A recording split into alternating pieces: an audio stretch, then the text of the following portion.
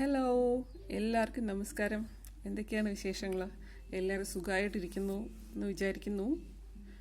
ഞാൻ കഴിഞ്ഞ ദിവസം ഒരു ഷോൾ ഉണ്ടാക്കിയിട്ട് എൻ്റെ പേജിൽ ഒക്കെ ഫോട്ടോസ് ഇട്ടിട്ടുണ്ടായിരുന്നു.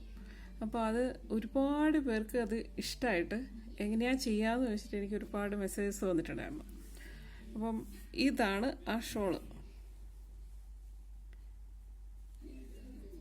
കണ്ടോ? ഇതാണ് ആ ഷോള്.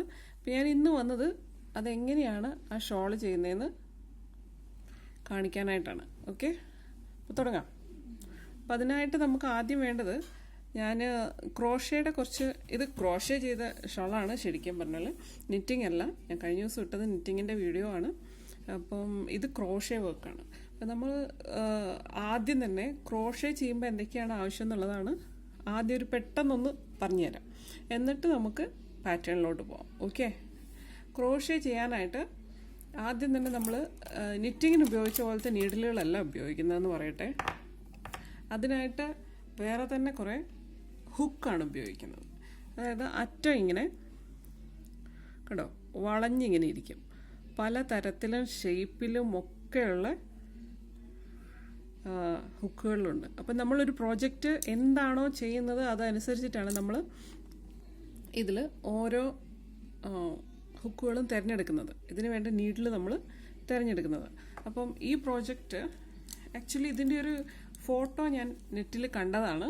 എന്നിട്ട് ആ ഫോട്ടോ വെച്ചാണ് ഞാൻ ഇതിൻ്റെ പാറ്റേൺ നെറ്റിൽ കണ്ടിട്ട്, അപ്പോൾ അതിൻ്റെ ഫോട്ടോ വെച്ചാണ് ഞാൻ ഈ ഷോള് ചെയ്തത്. ഓക്കെ, അപ്പം ഞാൻ ഒന്ന് ആദ്യം ആ ഫോട്ടോ നിങ്ങൾക്കും കൂടെ കാണിച്ചു തരാം. അന്നേരം പെട്ടെന്ന് മനസ്സിലാവുമായിരിക്കും. ഓക്കെ, ഇതാണ് ആ ഫോട്ടോ. അതായത് ഇതാണ് ആ പാറ്റേൺ.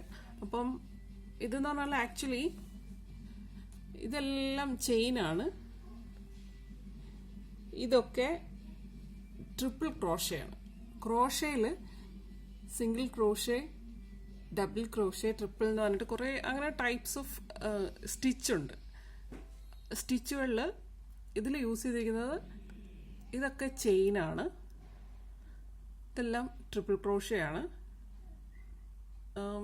നിങ്ങൾക്ക് വേണമെങ്കിൽ ഡബിൾ ക്രോഷേ ഉപയോഗിച്ചിട്ടും ഇതുപോലെ തന്നെ ചെയ്യാവുന്നതാണ് കേട്ടോ.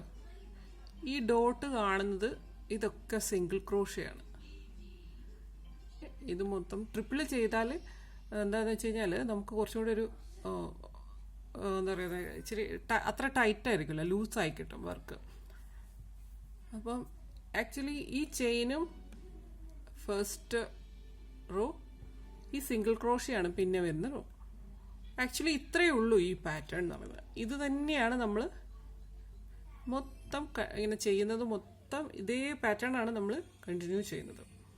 പിന്നെ ഇവിടെ വരെ ഇതാണ് ഒരു സെറ്റ് എന്ന് പറയുന്നത്. ഓക്കെ, ഇത് 1 2 3 4 5 6 7 8 9 10 11 12 13 14 15 16 17 18 19. ഇതാണ് ഒരു സെറ്റ്. ഈ സെറ്റാണ് നമ്മൾ ഇപ്പുറത്തോട്ട് റിപ്പീറ്റ് ചെയ്യുന്നതും. ഇതൊക്കെ അതേ സെറ്റാണ്. നമ്മൾ ഇത്രയും മാത്രം നമുക്ക് അറിഞ്ഞാൽ മതി, ബാക്കിയൊക്കെ അതിൻ്റെ ഒരു കണ്ടിന്യൂവേഷനാണ്. അപ്പം ഞാൻ നിങ്ങൾക്ക് ഇത്ര മാത്രം കാണിച്ചു തരാം. ഈ വീഡിയോയിൽ ഞാൻ ഇത്രയേ കാണിക്കുന്നുള്ളൂ. എന്നിട്ട് നിങ്ങൾ അതിനനുസരിച്ച് നിങ്ങൾക്കിപ്പം ലെങ്ത്ത് കൂട്ടണമെങ്കിൽ ഒരു സെറ്റും കൂടി ഇങ്ങോട്ട് ചെയ്യാം, അങ്ങോട്ട് ചെയ്യാം. പിന്നെ ഇതൊരു പ്രത്യേകിച്ചൊരു എൻഡില്ല ഇതിന്. ഈ ഷോളിന് നമുക്ക് എത്ര ലെങ്ത്ത് വേണോ അത്രയും ചെയ്തിട്ട് നമുക്ക് നിർത്താം. ലെങ്ത്ത് വേണ്ടവർക്ക് ലെങ്ത്ത് ആക്കാം, കുറച്ച് മതി എന്നുള്ളവർക്ക് അങ്ങനെ മതി, നമ്മുടെ ഇഷ്ടം പോലെ.